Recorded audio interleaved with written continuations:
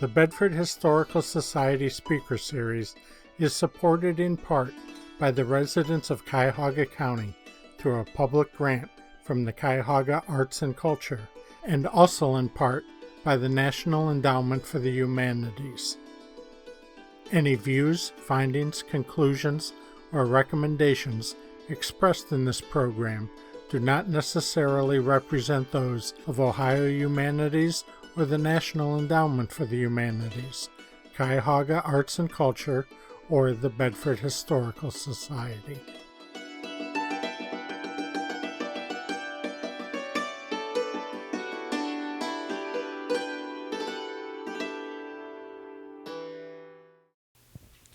Good evening. Welcome to our speaker series. Tonight, Ed Ambrose is going to talk to us about the Battle of Picketts Mills. Now I'd like to introduce Ed Ambrose.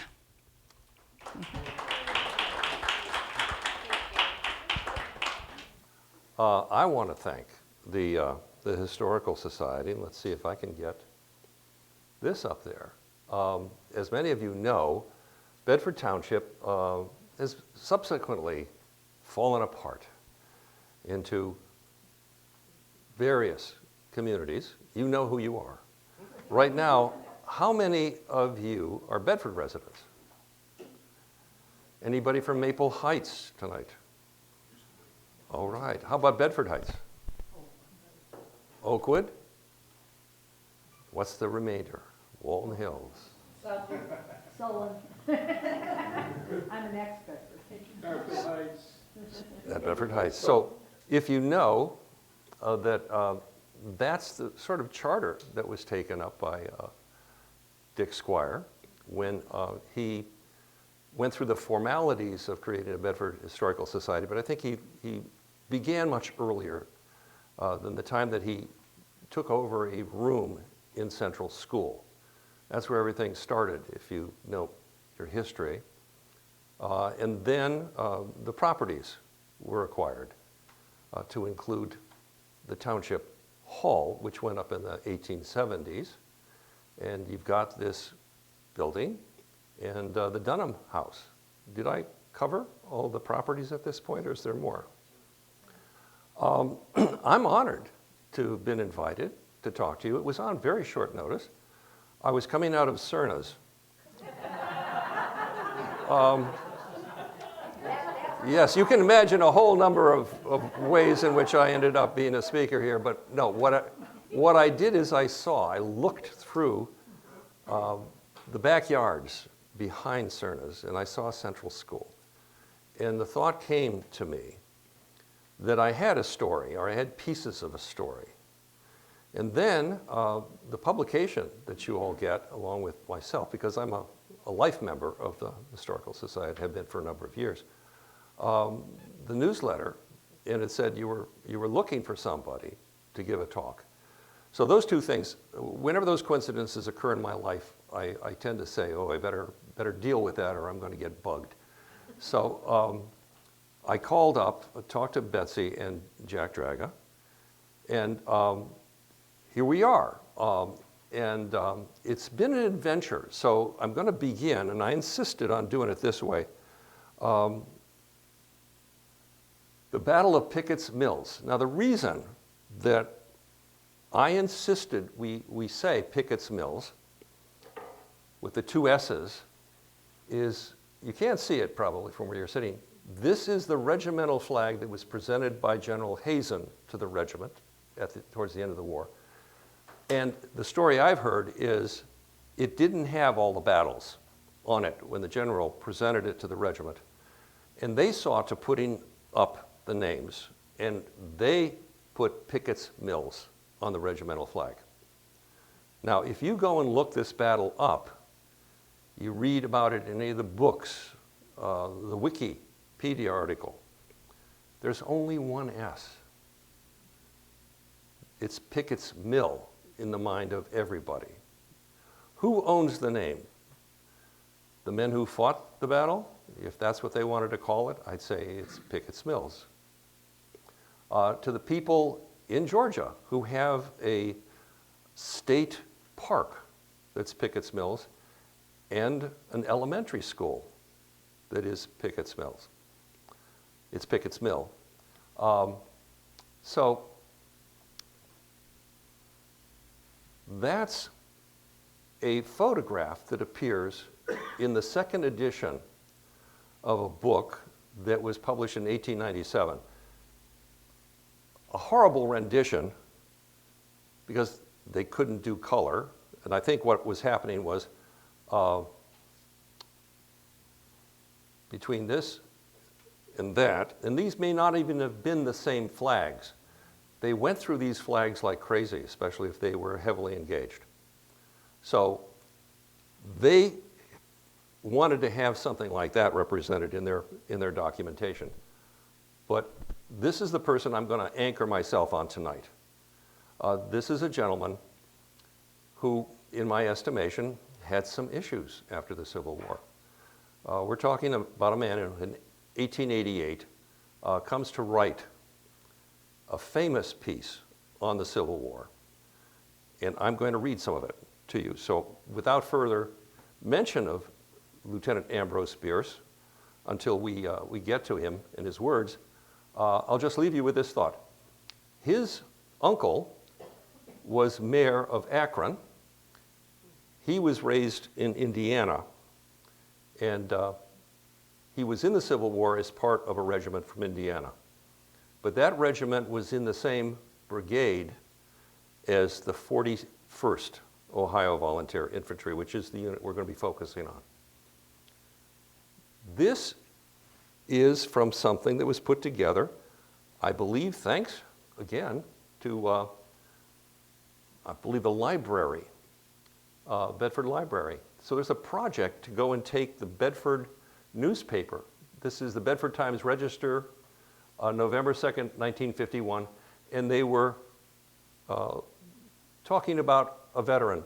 This is an account of where Orlo enlists in the Army. So I'm going to read this to you, or let you read it. I think you can all see, can you?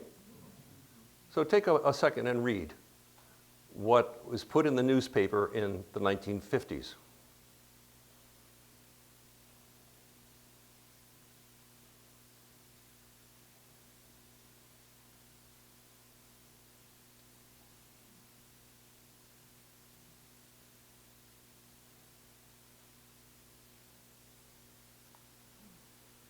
Major engagements. For those of you who don't follow really in the weeds, Pittsburgh Landing is, anybody?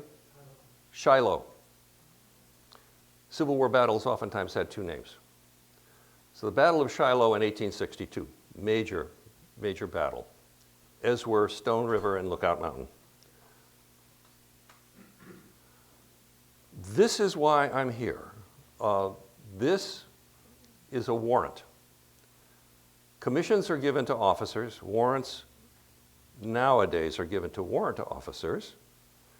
And the term that's used for sergeants is non-commissioned officers. So John Wakefield, who was born in 1839, so that means he was like 22 years old when he enlisted, is, know ye that reposing special trust and confidence in the patriotism, valor, fidelity, and abilities of John Wakefield, I do hereby appoint him first sergeant in Company D of the 41st Regiment of Ohio Volunteer Infantry in the service of the United States, to rank as such from the 12th day of February, 1862. Notice it's in February of 1862. It's signed by the regimental commander in December of 1862. Anybody have a guess as to what was going on with that? You could affect their seniority, and you could affect their pay if you could justify predating it. So he puts one date up at the top to count from that date, and then he signs it in December. So he's giving him the credit of 7 months of is it right? Is my math right? No, 10 months. He's giving him 10 months, okay? Obviously, he was esteemed within the unit to be able to be given that consideration. And this is the man who signed it. The most efficient regimental commander, regular or volunteer, I ever knew. William Hazen is the person who says that. We've seen Hazen's name before.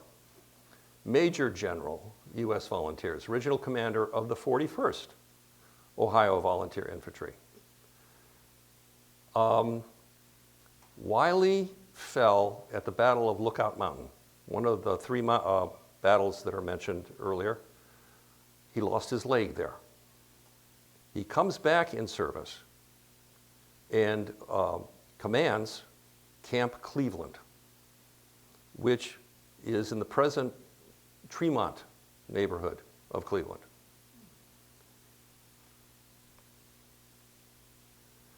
This is a representation of the Battle of Chickamauga in September of 1863. So what happened was General Rosecrans captured Chattanooga, which was a rail center, pressed south towards Atlanta, and was pushed back at Chickamauga. Major mess up, one of the units moved out of line, there was a gap, and General Thomas, plus elements of the Army, such as the 41st, OVI, held the ground and let the rest of the Army retreat back into Chattanooga without it becoming a rout, for which Thomas was called the Rock of Chickamauga. It is at Chickamauga that Wakefield is wounded. This is on the book that's on the table. The illustration here is showing, I don't know if you can see it, this is an American flag. And this is the direction of attack. So since these people are shooting this way at the American flag, they must be Confederates. What happens in Missionary Ridge at Chattanooga is the Confederates are able to block the Union forces in Chattanooga, lay siege to it. And because not enough food is getting in, they're slowly reducing the Union forces, their efficiency. And this is a steep incline, and they've got cannon up there. It looks like impregnable Rock of Gibraltar stuff. And what happens is Grant takes over command from Rosecrans, and he sends a force under Sherman around to the Union left, the Confederates right, and he's trying to bust through, and they conduct what's called a demonstration. They send troops forward as if they're going to make a major attack. Now, the Union troops by this point are very upset with the Confederates. They have been getting hungry. And so as they charge forward, the officers lose control to a degree. Some of the junior officers are in with it, with the men. It's a spontaneous moment in the Civil War where the soldiers lead and charge up that hill, drive the Confederates off, and win the battle. Later on, the generals were happy to take credit for it. But the honest ones said, we had no clue they were going to do that. And I'm emphasizing this because this is something of the dynamic that goes on in warfare. You can have a plan, and it may be a wonderful plan, and if it's not communicated, if it's not understood, it fails. You can have a situation where if the commander effectively tells the troops under him, this is what I want to accomplish. I'm not going to tell you how to do it. Just get it done. That may be better than prescribing, go from point A to point B to point C, and it all falls apart because, well, that really wasn't the way to do it. And what's worse is if the soldiers along the way begin to see that, no, this is not the way to do it. But if you're going to hold them all together, there has to be confidence between the people who are leading you, and it is what it is. Okay, so at this point, at the success of breaking out of Chattanooga and setting the stage to go towards Atlanta, 1863 comes to an end with the units. The regiments were down to, in some cases, 200 men out of 800. The 41st was one of those. The governor of Ohio, the states were responsible for raising regiments. The governor of Ohio wanted the 41st to stay in the service, and what he said to the officers, we need you to raise another 100 at least to put into the regiment. That way we will not close it down. These were very proud men, and they wanted the unit to continue in existence. The other thing was they were experienced. Their 3-year term of service was going to end in the fall of 1864. So at the beginning of 1864, it's a critical moment. They're able, they did it in the case of the 41st, they sent the 41st on a furlough after the majority of the men re-upped for the duration of the war. So it was on the understanding that they would come back, fight through the end of the war, that they were sent back home. In the case of the soldiers from Bedford, to Bedford. So John Wakefield, having been shot, wounded at Chickamauga, I'm not sure when he recovers, is sent back with the regiment. They go down to, come up to Columbus, through Columbus to Cleveland, that's what I wanted to say, Cleveland, and then they're let go from Cleveland. So that camp that I mentioned Colonel Wiley is being in charge of when he eventually recovers from his wound, he is put in charge there. That camp is like a central coordinating hub, and the troops are released from there. So I imagine Wakefield got on the train, came down to Bedford, and went home for how many weeks they were allowed to be at home, and then had to go back, report there, as they brought the unit together along with 100 new additions to the regiment. This is where Royal Dunham comes in. There is a ribbon. Royal Dunham's name becomes the name adopted for the post of the Grand Army of the Republic that is established here in Bedford. I'm to understand that the Masons met in the Township Hall, and I believe it was that hall that was also used for public meetings. That's probably where the post met. So the Grand Army of the Republic post probably met in the Township Hall. And as you may have read ahead to see, he is killed at Picketts Mill. What happens to John Wakefield?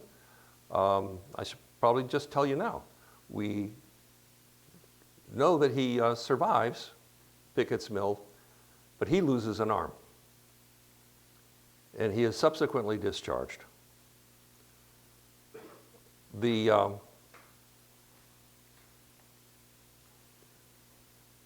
train I brought in here just to anchor us in time a little bit and visualize what a train from around that time looked like.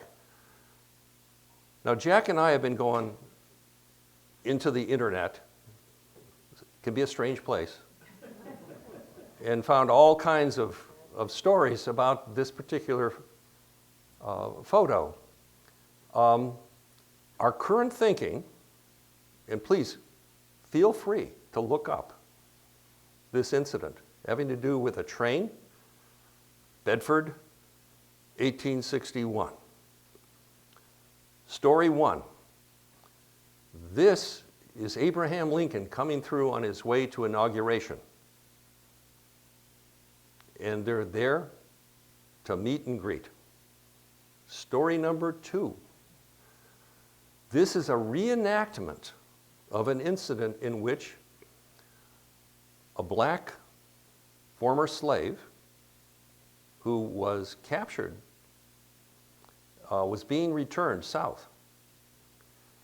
And a group deputized itself to stop the train and take the lady off the train.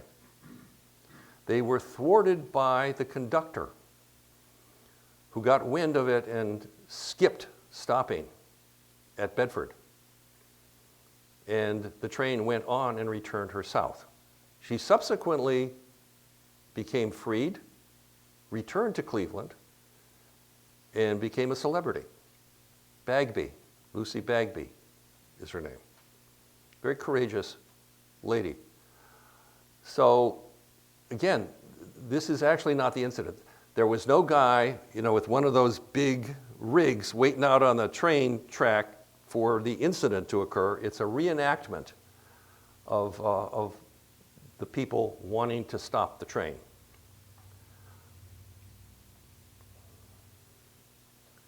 Here's Bedford in 1874. And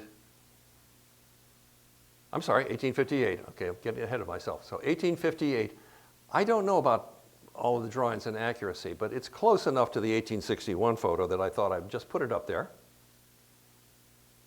1858, a little closer in. Ah, here's Public Square, right there. So that's sort of how things were arranged down here. And you all know the depot that's currently there is not where the depot was in the Civil War. The Civil War depot was back further towards where the current rail line runs, but I think it was within the vicinity of where Willis is. Okay, here's our man. The crime at Picketts Mill appeared in 1888, and it appears to have been triggered. This was not a man to trigger. If you triggered him, boy, he would come back at you.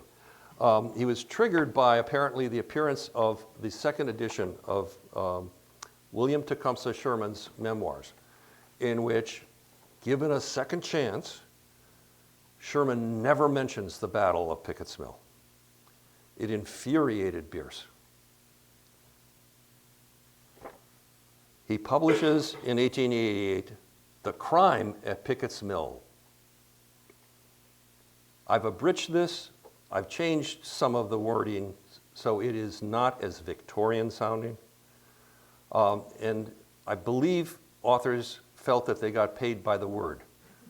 So I've really tried to streamline it down.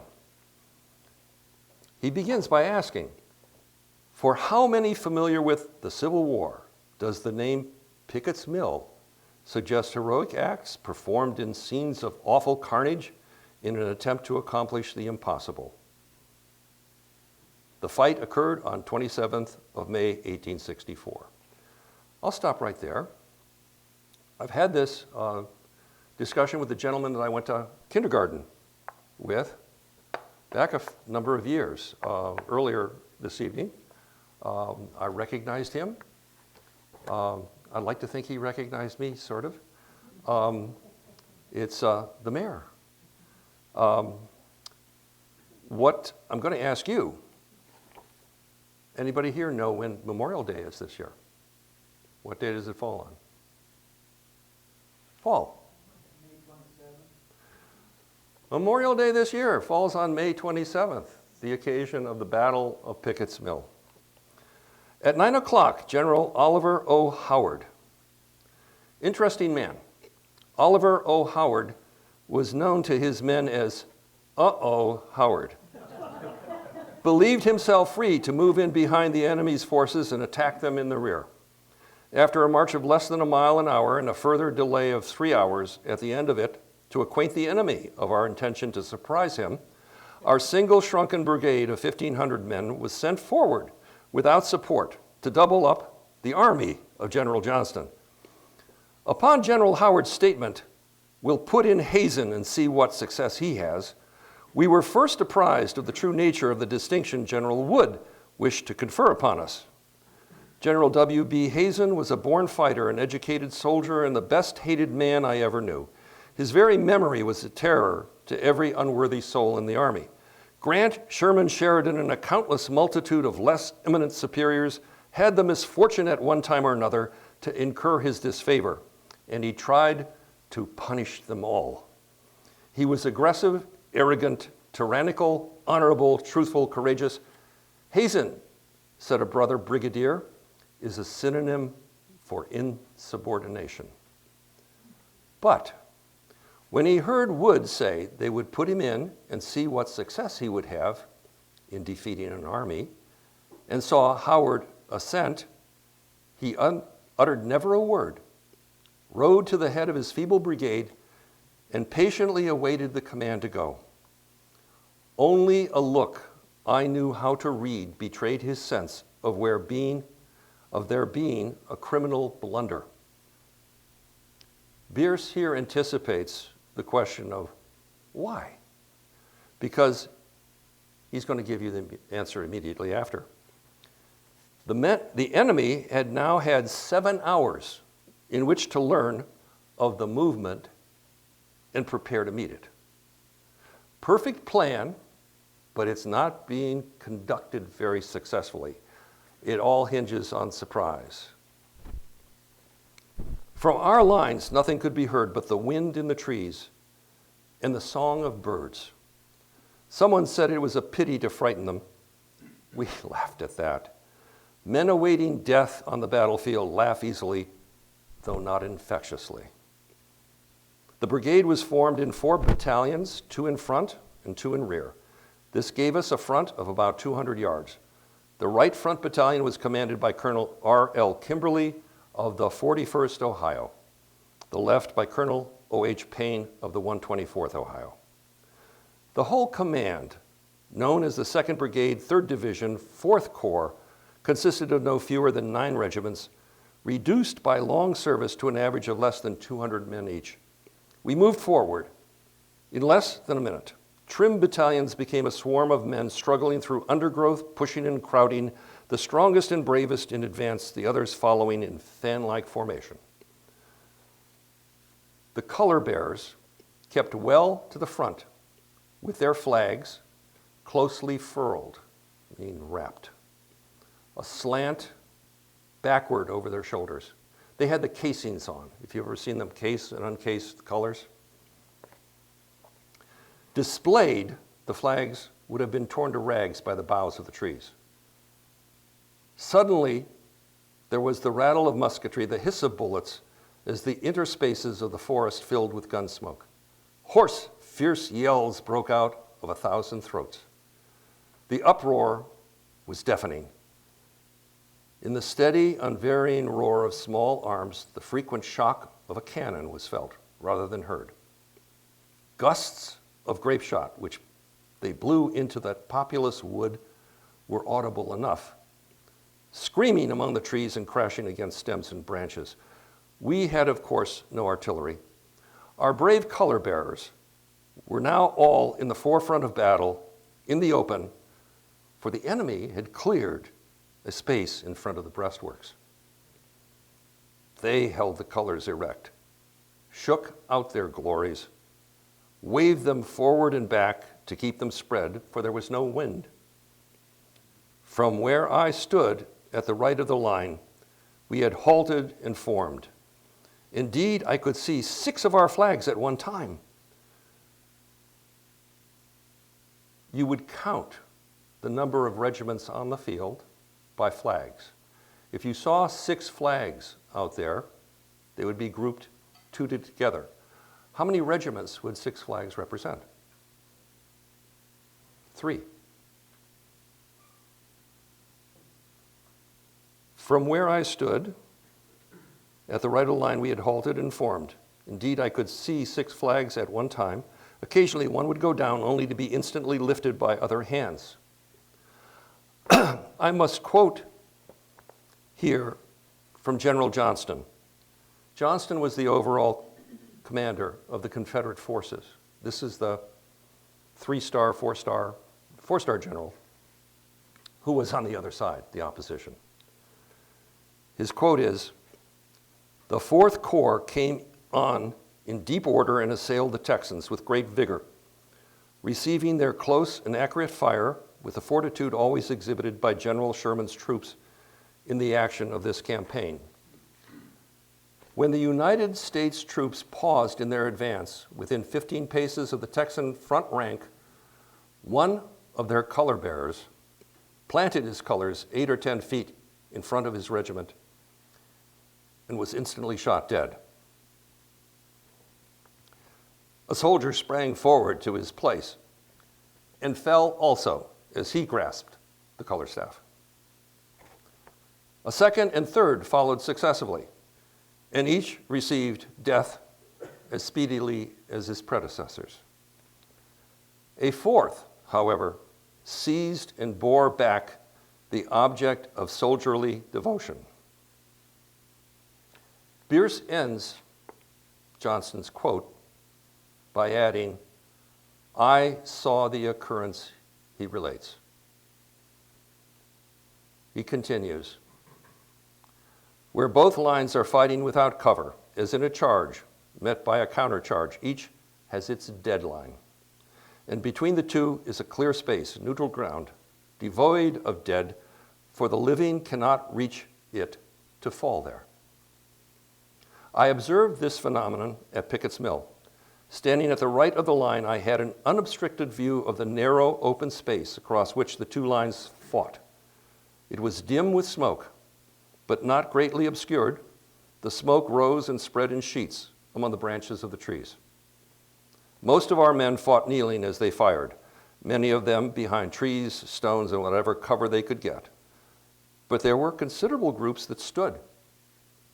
Occasionally, one of these groups, which had endured the storm of missiles for moments without perceptible reduction, would push forward, moved by a common despair, and wholly detach itself from the line. In a second, every man of the group would be down. There had been no visible movement of the enemy, no audible change in the awful, even roaring of the firing, yet all were down. Frequently, the dim figure of an individual soldier would be seen to spring away from his comrades, advancing alone toward the fateful interspace with leveled bayonet. He got no farther than the farthest of his predecessors. It is the perception, perhaps unconscious, of this inexplicable phenomenon that causes the still unharmed, still vigorous, and still courageous soldier to retire without having come into actual contact with his foe.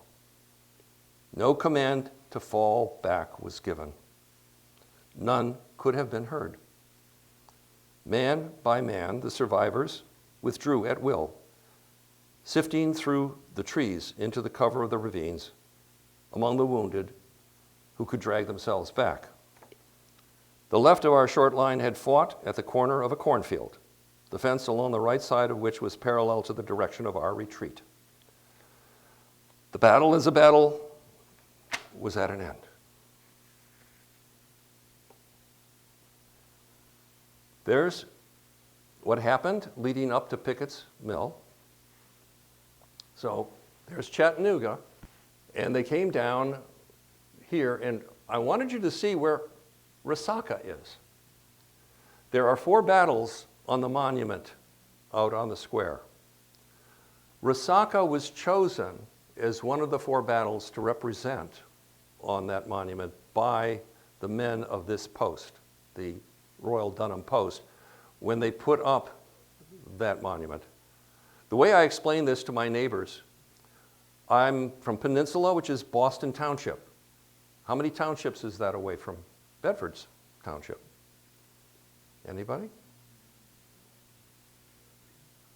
Directly south of us is Northfield. So it's 2 townships down. Every township in the Western Reserve was 5 miles by 5 miles. So therefore, from the center of Bedford Township to the center of Northfield is about, to Northfield is 5, and then on to Boston, roughly, because Peninsula is sort of at the center anymore, that serves about as an aiming point.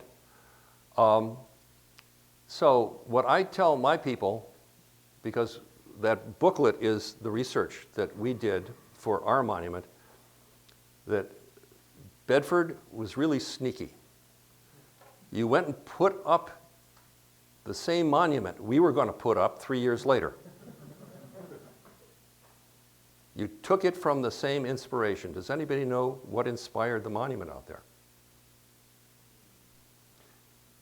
It was created for, this is, again, one of those stories that I just, always outside my grasp to really nail it down. It was created with the thought that it was going to eventually end up at the national battlefield at Antietam. But on the way to getting to Antietam, it stopped in Philadelphia in 1875. What was going on in Philadelphia? The Centennial. Everybody in the country saw that statue in 1875. And it became the predominant memorial theme. Not every township has one of these, has a memorial for the Civil War. But Bedford and Boston, I've come to understand, have been competitors through the years. So anyway, we get to Resaca, down into here, and this about there is where the Battle of Picketts Mill occurs. And don't accuse them of complete accuracy with this plot, because as Bierce points out, and he was responsible for making many of the sketches, you did it on the run and you did it as best you could. And these are reconstructions of how those lines appeared. But you see, the general idea was they were going to try to come around and force Johnston to retreat. Bob and weave. Okay, now, what is wrong with the depiction? This is Cleburne's men repulse Hazen's brigade at Picketts Mill, May 27, 1864, painting by Rick Reeves. Mr. Reeves didn't get Bierce's memo. What's wrong? The empty space in between. He's in the dead zone. He gets as far as the line, and what's depicted there are guys just standing up there. Remember the breastworks? These guys were not dumb. If they didn't have to be on the run attacking, they would stop in their tracks, they would throw up whatever they could find, and if they could stand behind it, but in a pinch, they would lie down and shoot from behind the logs. Epilogue. Okay, so here are flags that are in the custody of the state of Ohio. I know this would be part of the questions. Do we know where any of these people were from within the township? Here's the downtown. Does anybody know what was the purpose of creating the village when they did create it in the middle of the 19th century? Why would you create a village? It was about the money. There's a difference in the needs for being in the village, having all of the public come in, tear up the roads and stuff. And the people out here don't want to necessarily be responsible for all of that. So what eventually emerges is a system where within the township, a village will spring up in order for them to assess the merchants and whatever, to do the sidewalks, keep the streets clean. Because when you got all the horses come into town, pretty soon it's knee deep. This is John Wakefield's place in 1874. Do you see Tinkers here? So here's Turney Road. This is Dunham Road. This is Ambrose Dunham, the father of Royal. And what they have are little boxes, and here they have RES. It means residence. So if this is Rockside, this is going to be north of Rockside. And what was very interesting to me is Ambrose Dunham owns property down along here. These are lot lines. By the way, see the numbers?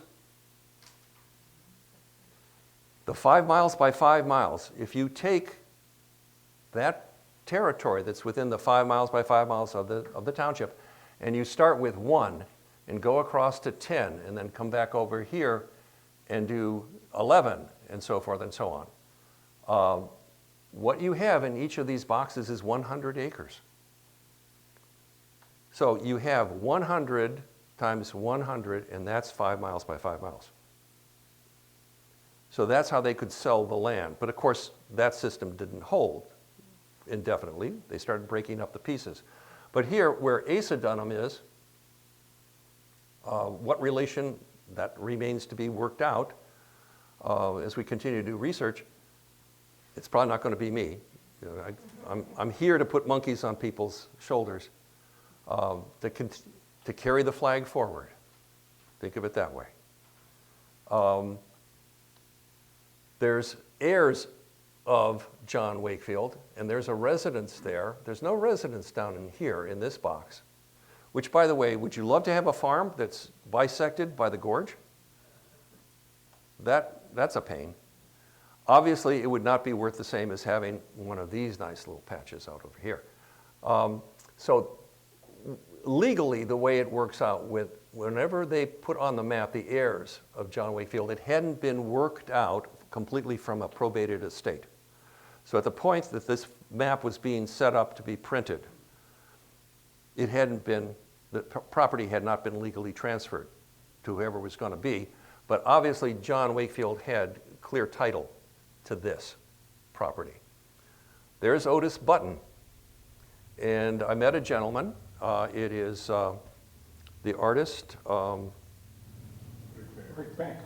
Rick, and he lives down, or is from this area down in here, and he kind of knew where the Button residence was. So of course this has been since cut off on its, as it meanders down towards Dunham Road. I think that kind of covers that little piece. And here we have the book. The second edition of it was, the original book was published in 1897. We have a copy. Paul has it in the library.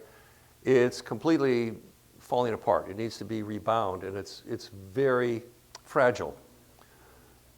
It has only one plate in it. Back in 1897, you couldn't just run the paper through the printing press. You had to get magazine quality, polished special paper, and it was very expensive. So a committee worked on this book, published it in 1897, and they had money enough to make one plate. And the plate that they chose to have it published in was General Hazen's photograph.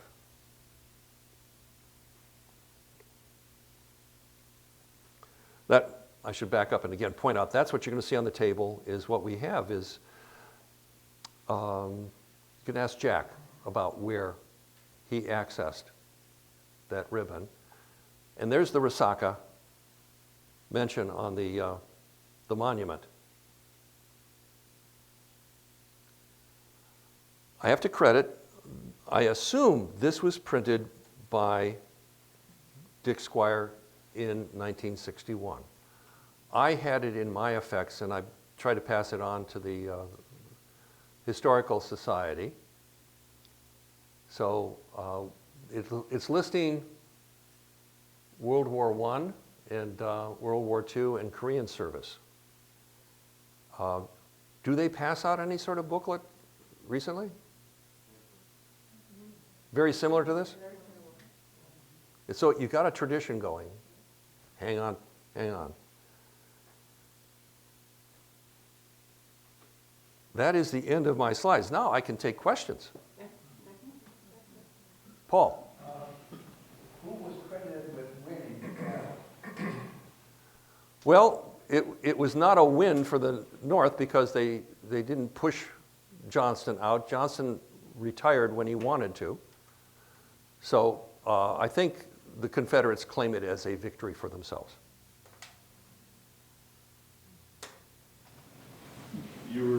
mentioned that Ambrose Bierce was a troubled person. Do you want to expound on that at all, or? Okay, some of... He became a journalist, I know that. Yes, and he's responsible for writing an interesting piece of literature that's covered oftentimes in high school, and that's the occurrence at Owl Creek Bridge. There was a short movie made of that. Twilight Zone episode, great episode. The answer to why do I think he was troubled, I think he showed many signs of PTSD. And one of them was his temper, his control of his anger. He had a troubled son who got very upset about a young lady who he thought was his fiancée eloping. He took off part of her ear with a gunshot, killed his rival, and then proceeded to go off and kill himself. Some of that stuff gets passed down through generations, men that see horrible things. Bierce wrote a very moving account of the Battle of Shiloh. So what I saw at Shiloh, I recommend it, not as an exercise in fun reading, but as moving as he was able to do with this battle. I had to practice a couple of times reading through that so that I wouldn't choke up too much, especially the part about the grabbing of the colors. The best part of the story tonight, I've saved the best for last, is the last time I saw this. By the way, I'm hobbling around. I threw a shoe, literally. The bottom of my shoe came off. So we tried rubber cement, but that's not working too good. Before I could see this, because Jack was able to find it, when I asked earlier, a couple of years ago, do you have something like this that has John Wakefield on it? They said, no, we don't. And Jack is very good at remembering these kind of things, and he came up with it. And I was astounded. All right, I'm 9 years old, and I get my first library card, and I go to the library. Where was the library in 1957? Anybody?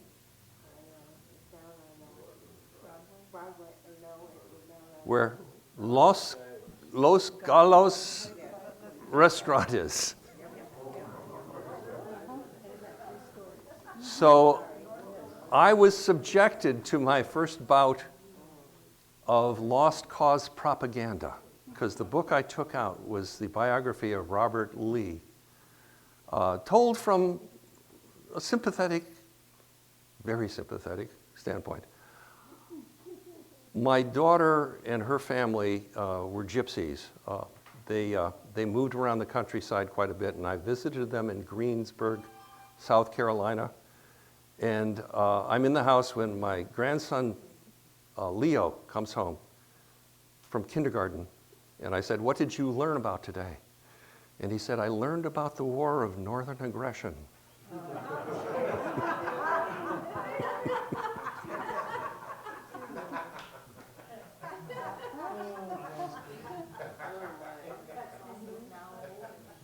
So word got around in my neighborhood that I'm interested in the Civil War. 2 houses down, Louise Peshick Wakefield, my neighbor, says, I hear you're interested in the Civil War. Come on inside. And there on the wall is this.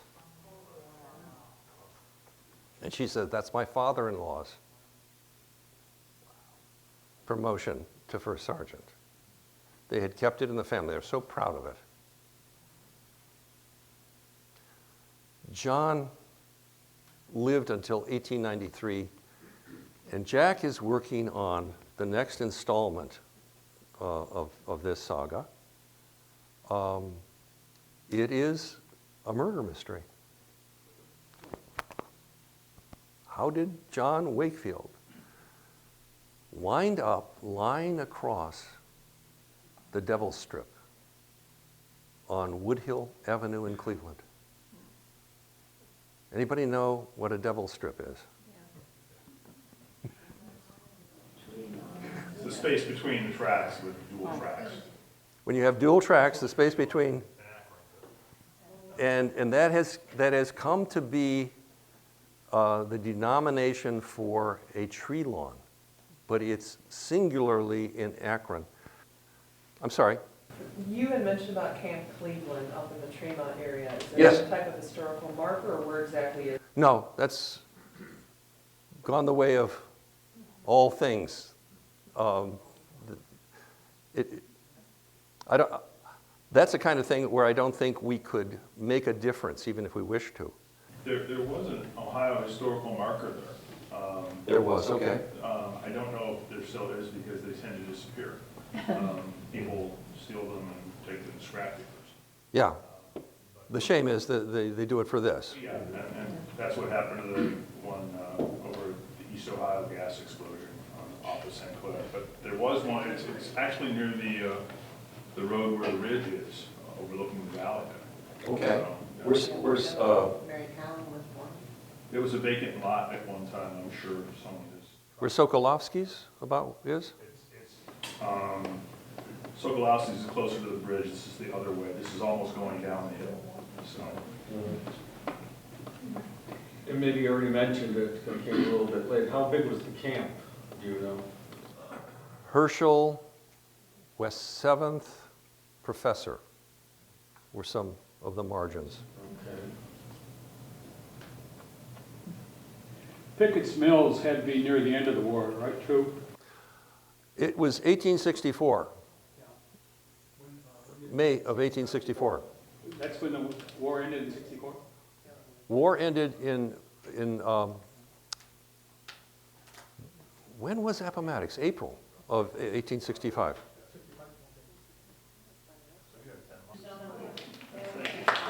It's my honor. My honor. Thank you for having me.